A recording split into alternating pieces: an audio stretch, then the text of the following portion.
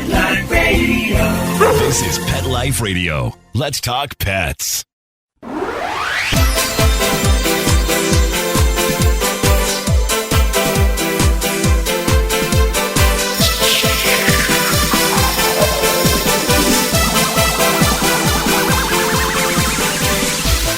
Hello, you're listening to Animal Party on Pet Life Radio, and I've got Dusty Rainbolt back in the studio. Welcome back, Dusty.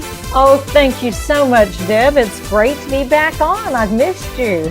Well, okay, I want to do a show with you to talk all about cat problems and cat behavior, and so I'm going to have you on very, very soon because I've got a list of questions people emailed me and so much to cover. But today, we're going to go on the spooky side. I would like to talk to you about ghosts. So I understand ghost cats is something you'd like to tell people about. Well, as a matter of fact, yes. My second book, Ghost Cats 2, More Afterlife Encounters with Feline Spirits, is just out. And I've got some really fun and interesting stories, comforting stories about kitties who have come back to visit their people. Okay, so ghosts that are cats. Ghosts that are cats. So people sent in stories about how they saw or felt or heard or smelled or touched their cat after their cat had passed away. Is that what you're telling us? That is exactly what I'm telling you. As a matter of fact, it's crazy because it does involve all the senses. It really does. Oh, can you get it all at once? Like you smell your cat, you touch your cat, you feel your cat, you hear your cat, you see your cat all at once? Most of the time it doesn't work like that, but you may hear them and smell them, or you may hear them and feel them. You might feel them jump on the bed. So, with a lot of people, it is a multi-sensory experience. With some people, it's just one thing. They hear a meow or they feel the cat jump on the bed. Okay, but a skeptic, and I'm not a skeptic, but a skeptic would argue, oh, that's just your mind repeating a comfortable memory, or you're on the bed, maybe you're falling asleep and this is part of your dream state. How do you know this isn't just a mind playing tricks on us? Well, I guess that's possible. I've had a single experience and I was wide awake, and I'm, out of how many cats I've lost fostering and being a large multi-cat household. It's not like I have this experience every day. I've had it once in my entire life. And, I was not in the midst. It was a month after the kitty died, and I wasn't like overwhelmed by grief at the time. I had new fosters I had to mess with. It was just there. And then afterwards, I talked to so many people that had experiences that were almost identical. I mean, I'd never spoken to these people, and they had exactly the same experience. So what I have found is there are some that you go, oh, I'm not really sure. These people might have done a little bit too much in this recreational in the 70s. But there seems to be a commonality, a common thread among the stories, and nobody's talking to each other. So there's got to be something. Okay. So when it happened to you, what happened? Well, I had a foster kitten who was hydrocephalic. He had water on the brain. The vet recommended euthanasia, but he seemed to be very happy. He played. He was deaf and not the brightest bulb in the packet. I stumbled on a homeopathic remedy that seemed to be wonderful short term. When he was about 8 months old, I had to go out of town for 2 weeks, and my best friend babysat him. And all of a sudden, it was over. The pressure built, and the vet said, we have to put him to sleep. We have to do it right now. So I agreed to it over the phone. Came home, my friend put him in the freezer. That's a good friend. That's a very good friend. Put him in the freezer, brought him back. Oh my God, is that ever a good friend? It is. Wow. Oh boy, what a favor. Yeah. Watch my very ill cat, and then, yes, good friend. Hope there was a bouquet of flowers at least as a thank you or something over there. Oh yeah. We've been friends for many decades. But anyway, so she brought him over. We buried him, and life moved on. I mean, within a day or two, I had a litter of 9 kittens that I had to bottle feed, which means, getting up at 2 a.m. and 3 a.m. And Well, it's every 2 hours. So yeah, it's really, really full on. I've done that with 2 cats. And then you get really bonded, needy, strange cats out of it. But we'll talk about that another time. So, but I digress. Yeah, exactly. So like those cats will. So what happened was, it was a month later and I was laying in bed. I didn't realize one of the reasons I could never sleep was because I drank a caffeine-filled Dr. Pepper right before I went to bed. Duh. But I was laying in bed wide awake and the moonlight was seeping through the window. And I felt a cat jump on the bed. Didn't think anything of it, except this guy, Maynard, the kitten, always slept on my crossed legs. I would sleep on my back, and for some reason, he slept on my crossed legs. It seemed like, or ankles. It seems like the most uncomfortable place in the house, but that's where he slept. And whatever this was, I could feel the give of the mattress as a cat jumped on it. I could feel the little footprints, and then something laid on my ankles. And I could see there was enough light coming in.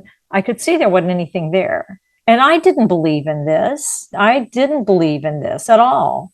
Yeah, for people listening, I mean, Dusty Rainbolt came to me as part of the cat world, the Cat Writers Association, and books like Kittens for Dummies and Cat Wrangling Made Easy. And she's a cat expert, not a paranormal kind of person.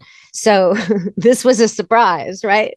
Yes, I mean, everything I write is science-based. It's not my experience. It's what the experts say. And so it was kind of shocking. And I was afraid to breathe. I was afraid to move because I knew who it was and I didn't want it to end. And so eventually I fell asleep. The next morning, of course, it was gone. And it never, ever, ever happened again. And I kind of thought, he didn't get a goodbye. I didn't get a goodbye. And this was his way. When I was a kid, when I was a young adult, and I'd go visit my parents 300 miles away, they'd always tell me as I got on the road to go home, give us a call when you get home. We just want to make sure you got home okay. And so I think that's what it was. I got home okay. I'm fine. Just wanted to tell you goodbye. I love you. And that's what I felt. And it's amazing because so many people, the bedtime jumping on the mattress, crawling up in their traditional place seems to be the most common experience. Well, we're going to go to our first break. We're going to come back and I'm going to ask Dusty how to invite this. I know there's places where it happens a lot. You can go visit, like hotels. We'll talk about that. But also, like, for people listening out there who miss their cat so badly, is there a way to invite this? Stay tuned on Animal Party Pet Life Radio with me, Deborah. Take a bite out of your competition. Advertise your business with an ad in Pet Life Radio podcasts and radio shows. There is no other pet-related media that is as large and reaches more pet parents and pet lovers than Pet Life Radio. With over 7 million monthly listeners, Pet Life Radio podcasts are available on all major podcast platforms, and our live radio stream goes out to over 250 million subscribers on iHeartRadio, Odyssey, TuneIn, Stitcher, and other streaming apps. For more information on how you can advertise on the #1 pet podcast and radio network, visit PetLifeRadio.com/advertise today. Let's Talk Pets on PetLifeRadio.com.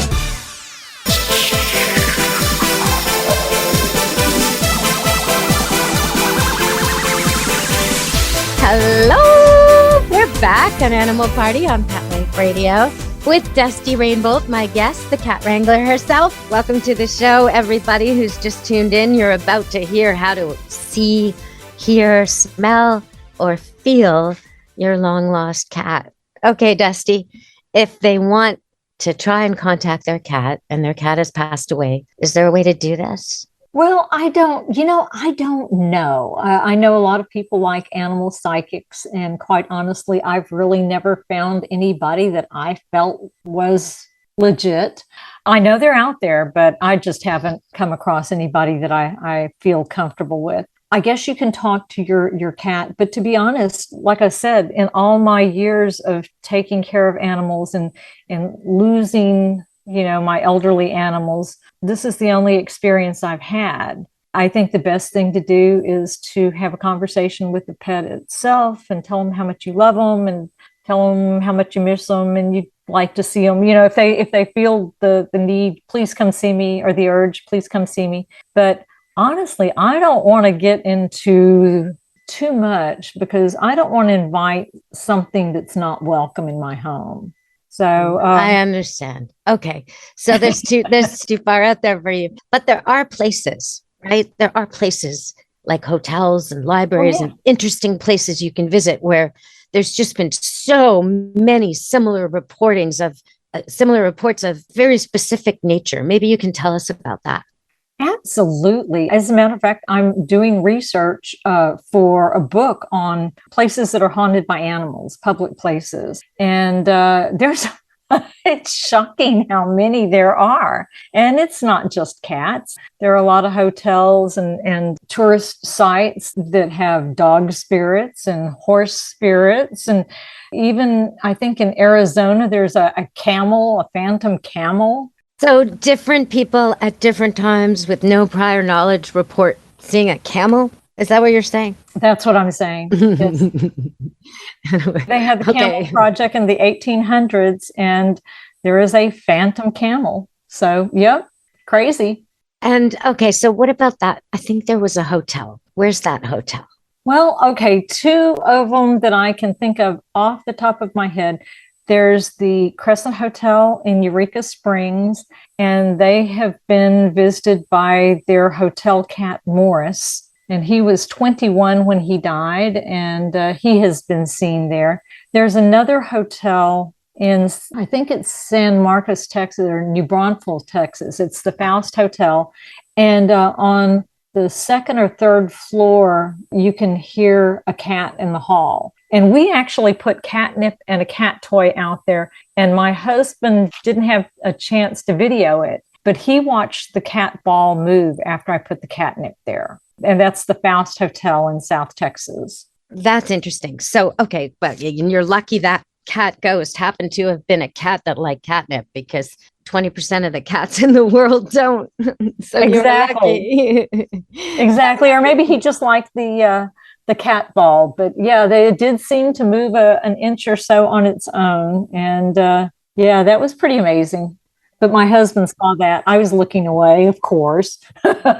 Well, since we've wandered into the toy section here, I want to know, how come there's no squeaky for cats? Why not? Why don't they have that down? I mean, they have the sound of a prey animal down really well. It goes like that, like a squeaking, poor, injured animal that draws dogs like crazy. How come they don't have one for cats? There must be like a mouse type of sound. They actually do have them. They have little squeaky toys. I mean, I can't think of any. No, but they don't squeak right. They squeak like this, and it doesn't do anything for the cat. I haven't found one that actually draws the cats the way dogs are drawn to a squeaky, like they can't resist it. I think part of that is because cats have such a high range of hearing. So they hear frequencies that we can't hear because they're too high, and even too high for dogs to hear. And so, I think that might be a little difficult to synthesize. But one time my cats brought a mouse in the house,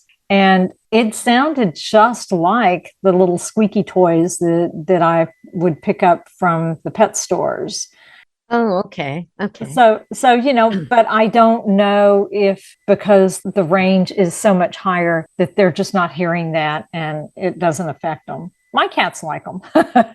See, but that's the perfect squeaky toy. They have a dog one out that squeaks beyond the range of human hearing, which is perfect because you don't want to sit there listening to your dog, like over and over again while you're trying to have a conversation.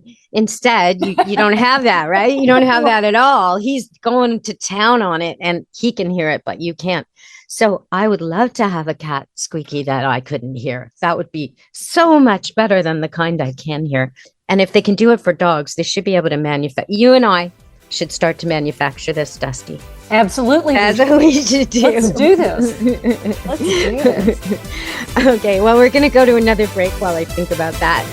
And we'll be back with Dusty Rainbolt to talk more about ghost cats and where you can get this book just in time for Halloween. Molly, here's your dinner. Zeus, that's not your food. Don't let that happen to your precious cat. Elevate your cat's eating experience with the Cat Tree Tray. The Cat Tree Tray keeps your cat's food off the floor and conveniently located on the cat tree. It's the perfect way to eat. It's a beautiful wrought iron tray that easily attaches to your cat tree and keeps dogs and other critters out of your cat's dish. A must for multi-pet households. There's a 6-inch tray for large bowls and a 4-inch tray for smaller bowls. Purchase your Cat Tree Tray today. Go right now to cattreetray.com. That's cattreetray.com. cattreetray.com. Let's talk pets Let's talk pets on Pet Life Radio. Pet Life Radio. PetLifeRadio.com.